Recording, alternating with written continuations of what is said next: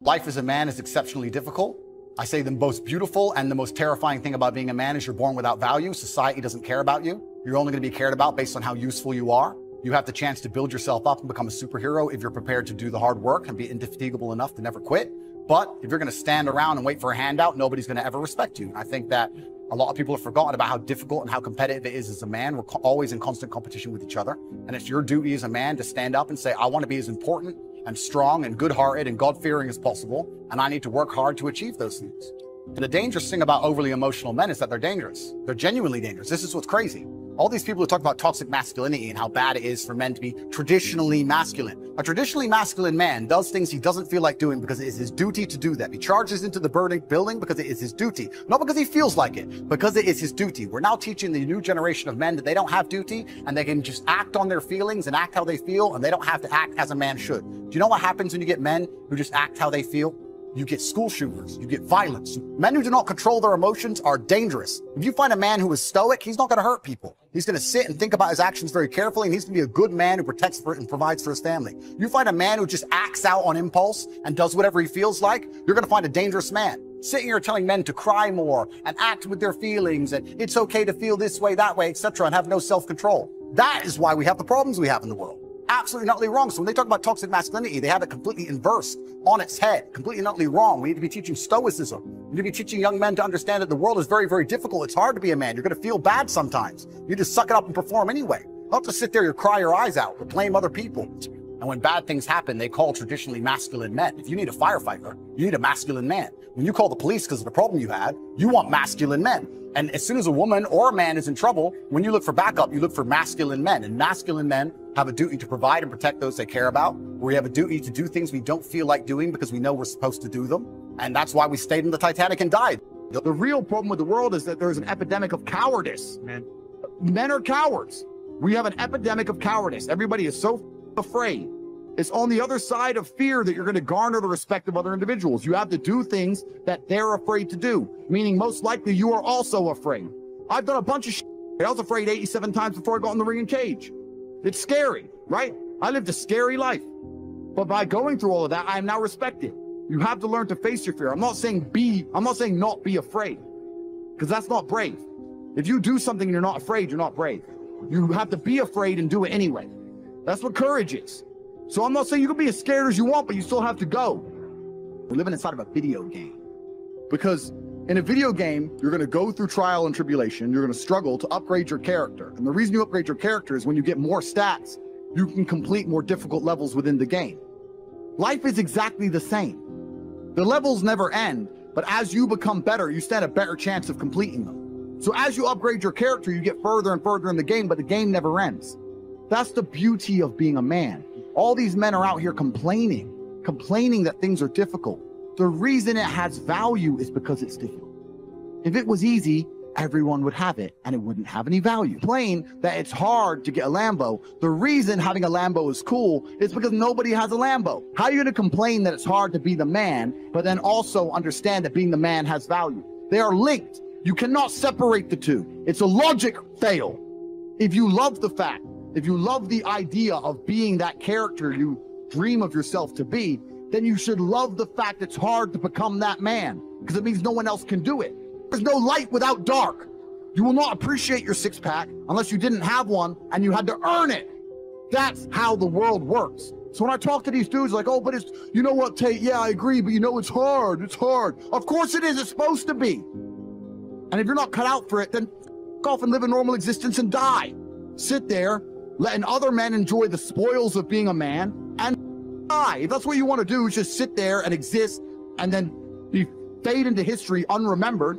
That's your decision. If you want to level up your character, then you need to get out here and do it. You need to be around brave men. You need to get some balls. You need to get your network together. You need to do the truth. Humble yourself. Stop sitting there with an ego. Realize you ain't shit. You're nothing but lucky. Bacteria could have stole your eyesight at the age of 3, and it didn't. You could have been in a car crash and lost both your parents. Never happened. You've been nothing but lucky. Blind luck has given you a favorable hand, and you've managed to f it up. And they are trying to convince you that you should act how you feel. You should show more of your feelings. If you feel this way, you should show it. If you want to cry, cry. Look, I have no problem with guys crying. Sometimes guys cry, right? My dad died, I cried.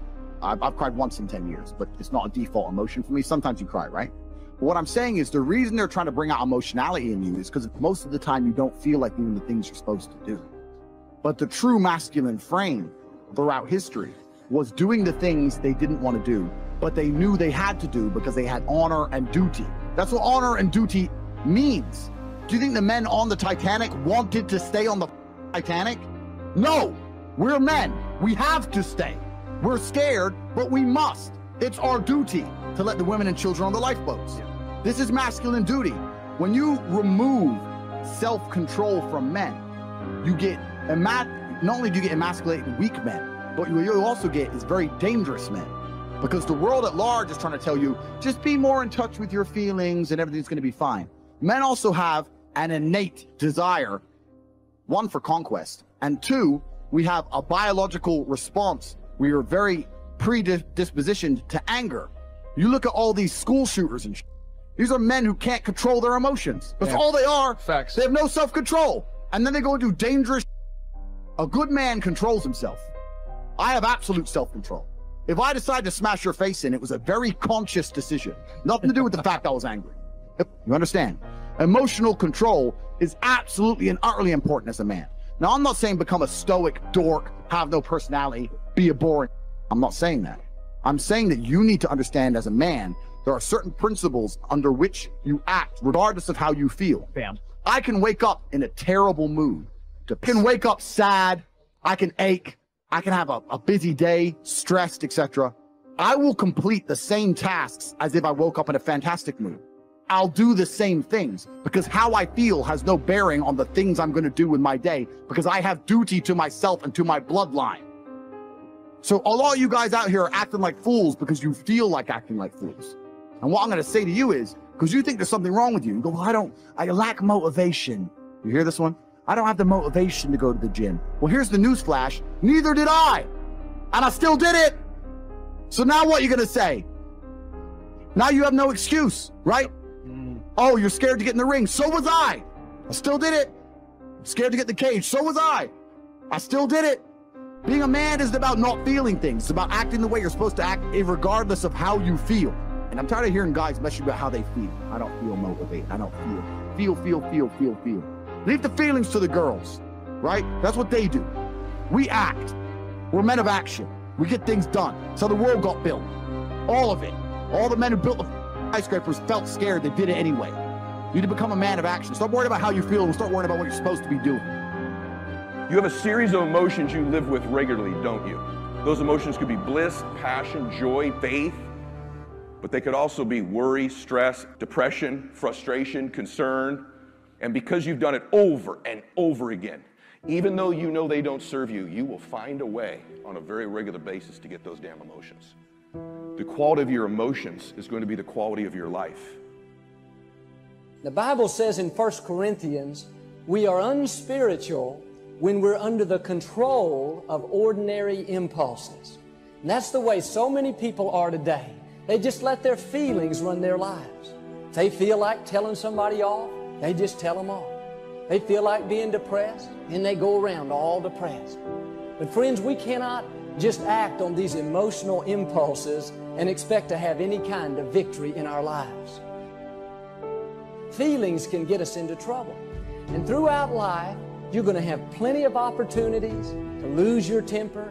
You're going to get up some mornings and feel like being depressed. At times you'll get caught in traffic and feel like being impatient, feel like getting upset. But we've got to learn how to follow wisdom and do what we know is right and not just follow our feelings around. I can feel my emotions rising, but I made a decision not to get on board. Just because you can feel those emotions doesn't mean you have to get on board. When you feel like saying something that you know you shouldn't say, no, don't get on board. If things aren't going your way and you kind of feel like being discouraged, no, you've got to learn to discipline the negative feelings and keep a good attitude anyway.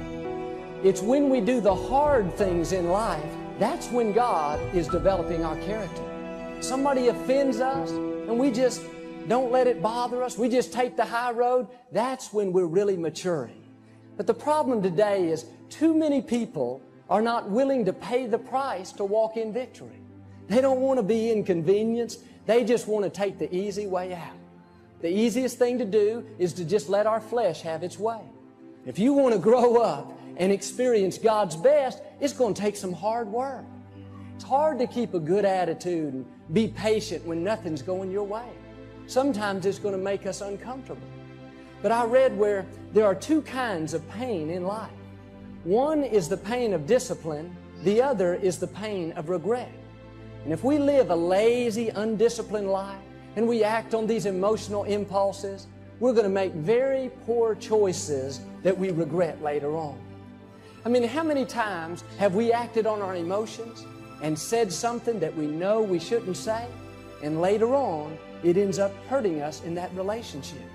Friends, the pain of discipline is minuscule compared to the pain of regret. No discipline at the time is pleasant, but later on it's going to bring you a harvest of great things. If you live on that shallow level of just always letting your flesh have its way, and I can tell you later on you're going to have some major regrets. If you allow yourself to just go around being upset, and impatient and stressed out, later on it's going to catch up to you. Later on it's going to affect your health. If you just are loose in your morals and you just do whatever you feel like doing, well, it may give you some pleasure at the time, but later on it's going to cost you a very heavy price. See, God will only promote us as high as our character will take us. And God is not going to put you in a position of greater leadership if you are not treating the people in your life right now with respect and honor. If you're being lazy and not being faithful to do what you know you should be doing, then that's going to keep you stagnant. That's going to keep you from growing. If you had a problem with your temper 10 years ago and you have that same exact problem today, I can tell you that's keeping you from God's best. If you would just do your part and grow up a little bit and quit being ruled by your feelings, if you do that, that's when God will begin to increase you. If you're having difficult times today, instead of getting all bent out of shape, you need to see it as an opportunity to grow. God may be trying to do a work in you. If you find yourself always being around people that offend you and you're always getting your feelings hurt, well, there's a good chance that God is trying to teach you to quit being so touchy. If you find yourself around people that are always rubbing you the wrong way, always irritating you, God is trying to teach you how to love the unlovely. He's trying to teach you a little bit about patience. Well, God, if you just ever change these kids, that's why I'm always upset. Now, let me tell you a secret. God is not going to change your children until you first allow Him to change yourself. And instead look inside and allow God to do a work in you. Then God will change the circumstances. Then He'll change those other people. As long as we're not passing the test, then we're going to have to take it over and over again. In 1 Peter chapter 4, verse 12, don't be surprised at the fiery trial that you're going through. It is only to test your quality. You see, when we go through times of pressure, it shows us what we're really made of. It shows us areas we need to improve. And unless we learn how to rule over our emotions, make the right choices, keep a good attitude, then we're not going to get out of that situation. God loves you too much to just leave you alone. He sees your potential. He is going to constantly be pushing you and testing you and giving you opportunities to improve. The next time somebody does you wrong and you're tempted to get upset and lose your cool, no, you need to see that as an opportunity to grow. If you'll keep a good attitude and do the right thing, you know what? You will pass the test and God will promote you. Don't get on board with your feelings. See, we cannot control every circumstance in life, but we can control how we respond to those circumstances. When you feel your emotions rising up, instead of just praying, God, get me out of this situation, God, change everything, no, you need to learn to pray, God, help me to remain calm. Help me to rule over these emotions. God wants us to be stable. He wants us to remain consistent. And the way we do it is to learn to live beyond our feelings. We got to discipline these negative emotions. You do not have to get all upset just because things don't go your way.